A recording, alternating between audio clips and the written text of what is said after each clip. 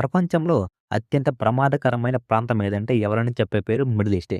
ఇక్కడ ఎప్పుడు ఏం జరుగుతుందో ఎవరికీ తెలీదు. ఒకవైపు అణుబాంబు తయారీకి అడుగు దూరంలో ఇరాన్, మరోవైపు అమెరికా అండ ఉన్న గల్ఫ్ దేశాలు. దశాబ్దాలుగా వీరి మధ్య పచ్చగడ్డి వేస్తే బొగ్గుమంటుంది. కానీ గల్ఫ్ దేశాలు ఇరాన్‌పై నేరుగా యుద్ధానికి ఎందుకు వెళ్ళడం లేదు? ఈరోజు మనం ఈ వీడియోలో గల్ఫ్ దేశాల భయమేమిటి? ఇరాన్ దగ్గర ఉన్న రహస్య ఆయుధం ఏమిటి? మరియు యుద్ధం వస్తే ప్రపంచం మొత్తం ఎందుకు ఆగిపోతుంది అనే విషయాల గురించి చర్చిద్దాం. ఫ్రెండ్స్, గల్ఫ్ దేశాలంటే మనకు గుర్తొచ్చేదేంటి? అపరిమితమైన సంపద, ఆకాశానంటే భవనాలు మరియు ఆయిల్ అండ్ గ్యాస్. కానీ ఇదే వారి బలహీనత కూడా. ఎందుకో తెలుసా? దానికి ఫస్ట్ సైన్ వచ్చేసి ది స్ట్రెయిట్ ఆఫ్ హార్మోజ్.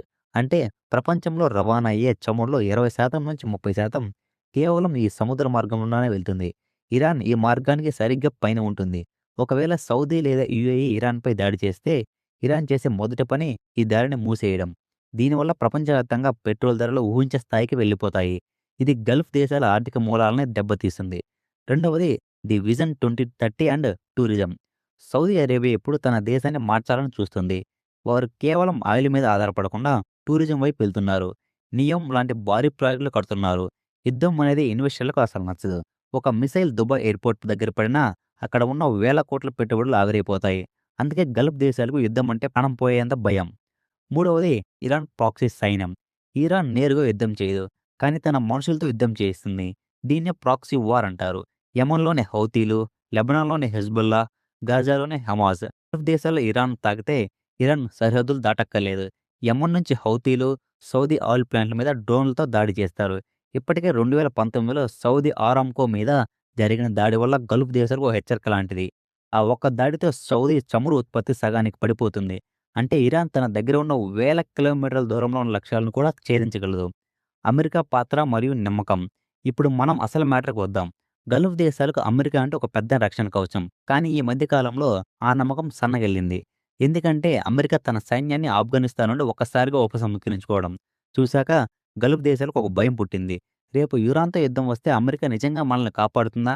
లేక మనల్ని మధ్యలోనే వదిలేసి వెళ్ళిపోతుందా అనే ఒక అనుమానం మొదలైంది. రెండవది న్యూక్లియర్ డీల్. అమెరికా ఇరాన్‌తో న్యూక్లియర్ డీల్ కోసం ప్రయత్నించడం కోసం సౌదీకి అసలు నచ్చలేదు. ఇరాన్‌పై ఆంక్షలు తొలగిస్తే ఇరాన్ మరింత శక్తివంతంగా మారుతుందని వారి భయం.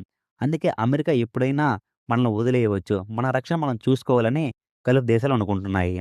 ఇప్పుడే ఒక పెద్ద ట్విస్ట్ వచ్చింది. అదేంటంటే చైనా ఎంట్రీ. 2023లో ప్రపంచం మొత్తం షాక్ అయ్యేలా చేసిన ఒక పనేంటంటే, దశాబ్దాలుగా శత్రువులుగా ఉన్న సౌదీ అరేబియా మరియు ఇరాన్‌ను ఒక టేబుల్ మీద కూర్చోబెట్టి వారి మధ్య శాంతి ఒప్పందం కుదిర్చింది. దీనివల్ల చైనాకి లాభం ఏంటంటే, చైనాకి ఇరాన్ నుంచి చౌక చమురు కావాలి. అలాగే గల్ఫ్ దేశాలకు మార్కెట్ కావాలి. ఈ 2 దేశాల మధ్య యుద్ధం వస్తే చైనా ఆర్థిక వ్యవస్థ కూడా దెబ్బతింటుంది. అందుకే చైనా ఒక పెద్దన్న పాత్ర పోషించి, వారి మధ్య గొడవలు తగ్గించి, ఇప్పుడు గల్ఫ్ దేశాలు కేవలం అమెరికా వైపే కాకుండా, చైనా వైపు కూడా చూసేలా చేశాయి. ఇది ఇరాన్‌పై దాడి చేసే అవకాశాన్ని దాదాపు సున్నాకి తగ్గించింది.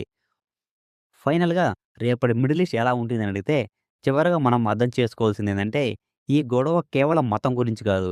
ఇది కేవలం భూభాగం గురించి కాదు. ఇది డామినెన్స్ మరియు సర్వైవల్ గురించి. యుద్ధం జరిగితే విజేతలు ఉండరు.